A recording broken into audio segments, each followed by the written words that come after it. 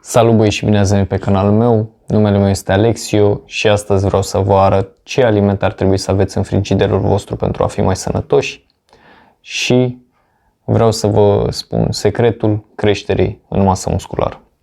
Haideți să începem!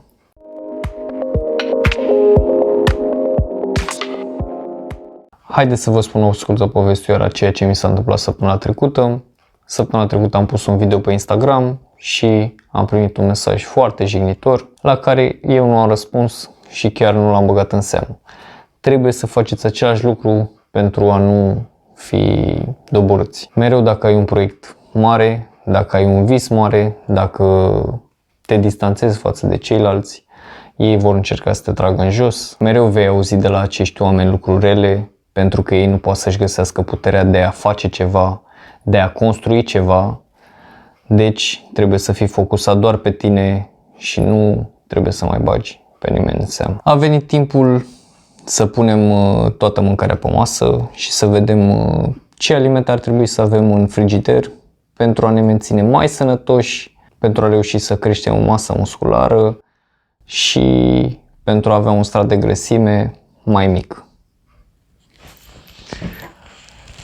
Încercăm să facem un truc. Ia să vedem dacă reușim. Vom începe cu carbohidrații. Aceștia sunt prietenii noștri când vine vorba de energie. Aceștia îți dau ție energie în timpul antrenamentului și de aceea trebuie să ai o masă bogată în carbohidrați înainte de antrenament. Haideți să vedem ce am pregătit. Fructele, eu am niște banane, legume, am niște roșii și salată. Continuăm cu cartofi. Ar trebui să mâncați cartofi dulci, dar mie personal nu-mi plac. Mie personal nu-mi plac la gust și optez pentru cartofi albi. Aceștia sunt special pentru copt. Continuăm cu ovăzul, care este nelipsit de 2 ori pe zi sau o dată pe zi. E o sursă foarte bună de fibre și te ajută în digestie. Avem paste de orez, noodles,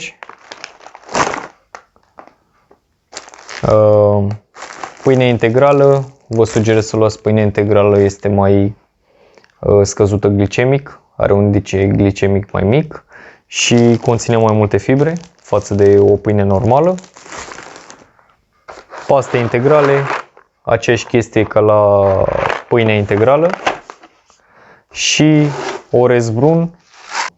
Acesta are un indice glicemic mai mic față de cel normal. Vă recomand aceste alimente deoarece sunt ușor digerabile și vă ajută în misiunea de creștere în greutate sau slăbire. Haideți să trecem la proteine. Proteinele sunt cele care, după cum știi, te ajută să refaci masa musculară. Hai să vedem cele mai bune surse de proteine. Începem cu curcanul, care nu are grăsime deloc. Curcanul practic e singurul care are proteină pură. Momentan nu am pui. Punem și puiul, curcanul, somonul, bogat în omega-3. Avem proteină din lactate, zuzu stors, iaurt, brânză mozzarella light, o sursă mai slabă în grăsimi. Avem pentru cei vegetariani hummus, vegetariani, vegani și proteina. Haideți să trecem în revistă și grăsimile. Avem mix de nuci care conține migdale, caju, alune de pădure și avocado. Puteți mai folosiți și ulei de măsline. Trebuie să țineți minte că aceste grăsimi sănătoase te ajută să ai o gândire mai bună, îți ajută creierul să funcționeze normal, te ajută ca vitaminele pe care le găsești în mâncare să se absoarbă mai repede în corp, ajută la transportarea grăsimii nesănătoase afară din corp, reduc apariția bolilor cardiovasculare. Nu uitați că majoritatea alimentelor conțin mai mulți nutrienți, adică să luăm de exemplu ovăzul. Ovăzul conține 56% carbohidrați, 5% grăsimi, și 15% proteine. De aceea ai nevoie de un calculator, deoarece trebuie să știi întotdeauna câte calorii mănânci și câți nutrienți intră în corpul tău. Atunci vei începe să înțelegi că toată mâncarea are rolul de a-ți modifica corpul în funcție de cum dorești. Haideți să ne eliberăm de aceste alimente și să trecem la partea cea mai interesantă, la întrebarea care vă macină cel mai mult. Iată că am scăpat de tot, băieți. Am scăpat și de masă, și de mâncare, și de îmbrăcăminte, și de tot. No, din păcate mi s-a terminat bateria aseară și a trebuit să filmez din nou acum dimineață.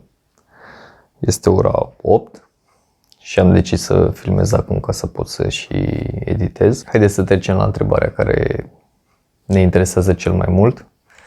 Cum să creștem în masă musculară? Prin răspunsul la această întrebare voi distruge acel mit că proteina te face să fii mare.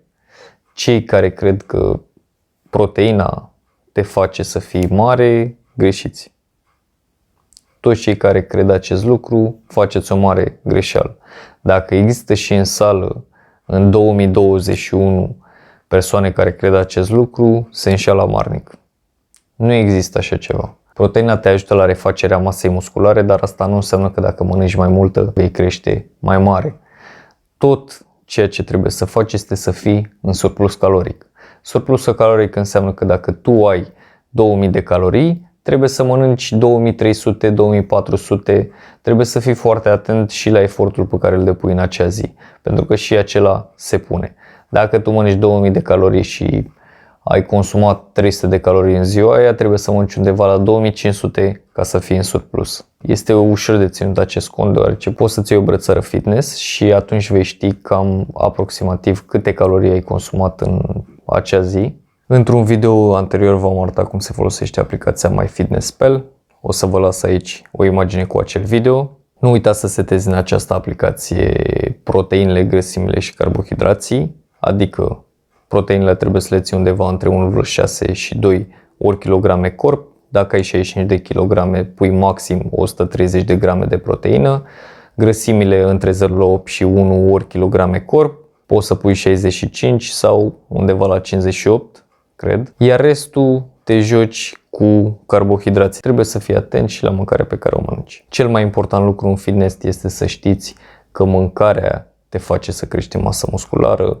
Ea face 80% din treabă, 10% este antrenamentul și 10% este odihnitul sau stresul, tot ce face parte din acest lucru. Dacă nu ești limpede în minte și vei fi stresat tot timpul, atunci va fi o piedică în creșterea masei musculare. Deci fiți foarte atenți la ceea ce mâncați și antrenați-vă cum trebuie. O să postez săptămânal câteva videouri cu antrenamente, câteva exerciții, anumite exerciții care poate nu le executați corect.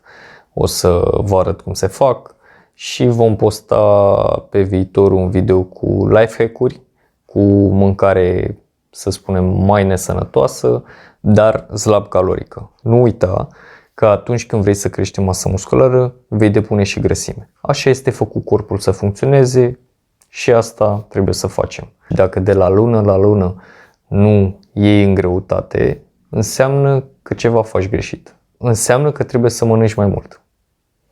Vei acumula și un strat de grăsime care după aceea va fi ușor de dat jos, pentru că acumularea de masă musculară este cel mai greu lucru din fitness, însă slăbirea este cel mai ușor. Poți să slăbești foarte ușor. Până data viitoare, haideți să ne abonăm să formăm o comunitate minunată, pentru că majoritatea care vă uitați nu sunteți abonați. Nu uitați să mâncați sănătos și să nu ascultați de nimeni care vă spune că nu puteți să faceți nimic în viață. See ya!